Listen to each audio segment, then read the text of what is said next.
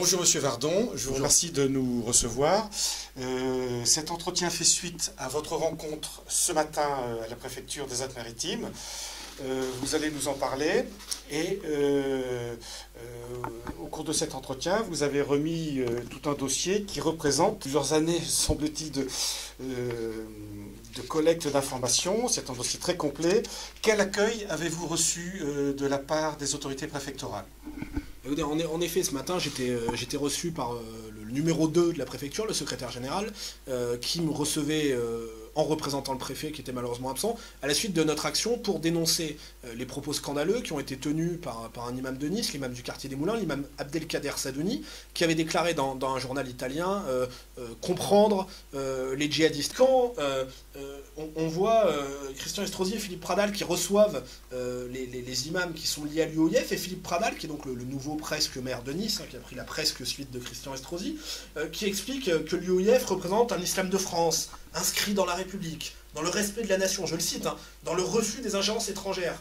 Eh bien, on se rend compte, et ça fait partie de ce dossier que j'ai remis aujourd'hui au représentant du préfet, que la mosquée principale de l'UOIF à Nice, dirigée par le responsable départemental de l'UOIF, partenaire privilégié encore une fois de la municipalité, publie sur son Facebook, dans la mosquée Ar-Rama, une vidéo de Mohamed Morsi, le leader islamiste égyptien, titrant « Le Coran est notre constitution ». Alors le Coran est notre constitution, c'est une partie du slogan des frères musulmans. Dans le même temps, eux diffusent une vidéo titrant « Le Coran est notre constitution », et l'autorité politique, à travers Philippe Pradal, maire de Nice, vient dire « Vous êtes un islam de France qui s'inscrit dans la République, etc. » C'est ce double langage que j'ai dénoncé dans un dossier de 10 pages, très synthétique, mais qui vise aussi à amener un certain nombre d'informations, de compléments d'informations, parce que j'ai eu face à moi des gens qui étaient assez conscients quand même de la situation et de cette radicalisation islamiste dans cette ville. Je considère que c'est mon devoir d'élu, que c'est aussi pour ça que nos compatriotes nous ont élus, d'amener ces éléments et d'être des lanceurs d'alerte vis-à-vis de l'autorité étatique. Nous avons demandé que dans le cadre de l'état d'urgence, le préfet intervienne pour fermer la mosquée dans laquelle il prêche et la librairie islamique qu'il dirige. Nous avons d'ailleurs lancé une pétition qui a été signée par plus de 10 000 personnes, et je tiens à en profiter pour remercier les signataires de cette pétition qui ont appuyé cette démarche et qui ont aussi permis que cette entrevue avec l'autorité préfectorale ait lieu aujourd'hui. Pour terminer, est-ce que vous n'avez pas l'impression quand même qu'il a fallu, à Nice notamment, un attentat douloureux qui a fait quand même 85 morts, et puis là tout récemment, ces jours-ci, j'irais tout ce scandale et ces affaires autour du Burkini, est-ce que vous n'avez pas l'impression qu'il a fallu quand même tout ce contexte douloureux, polémique, pour que les autorités de l'État reçoivent un élu du Front National?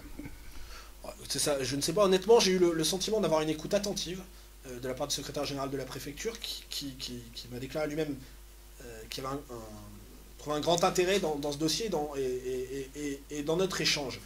Ce qui est en revanche une réalité, c'est que cette tragédie, cette terrible attaque islamiste du 14 juillet est venue d'un coup mettre en lumière, mettre un coup de projecteur sur la situation, sur l'influence islamiste dans notre ville, puisqu'on a vu très vite les commentateurs, que ce soit dans les médias télévisés, et puis dans les médias écrits à la suite, nationaux et même internationaux, dire mais Nice c'est une ville où l'islamisme a beaucoup d'influence, c'est rappeler que Nice est l'une des principales bases de départ pour le djihad en Syrie, avec plus de 100 départs.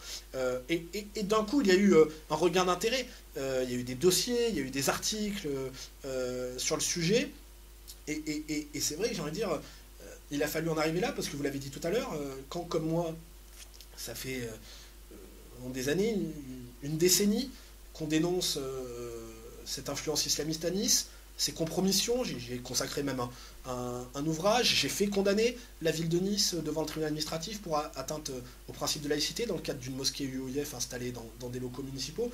Mais j'ai envie de dire, quelque part, parfois on aurait préféré se tromper, parce que si je connais trop bien le sujet, moi, pour tirer des traits tout droits entre les événements du 14 juillet, cette influence des frères musulmans dans notre ville, je crois aussi qu'une politique a des conséquences, et qu'on a laissé se créer ce terreau qui a une forme de complaisance et parfois même de complicité des autorités politiques, et que ce sont des choix politique. Quand on choisit d'adouber, de légitimer des islamistes comme interlocuteurs, c'est aussi un message que l'on lance à l'ensemble de la ville, à la société, et puis à la communauté musulmane, en disant mais ce sont des interlocuteurs, ces islamistes sont des gens tout à fait fréquentables, après tout, puisqu'on installe leurs mosquées dans des locaux municipaux, puisqu'on les reçoit dans des grandes cérémonies sous les ors de la Villa Masséna, puisqu'on pose en photo avec eux, écoutez-les, ce sont des gens respectables, et ainsi l'autorité politique, à travers ses renoncements, quelque part sa lâcheté et ses compromissions,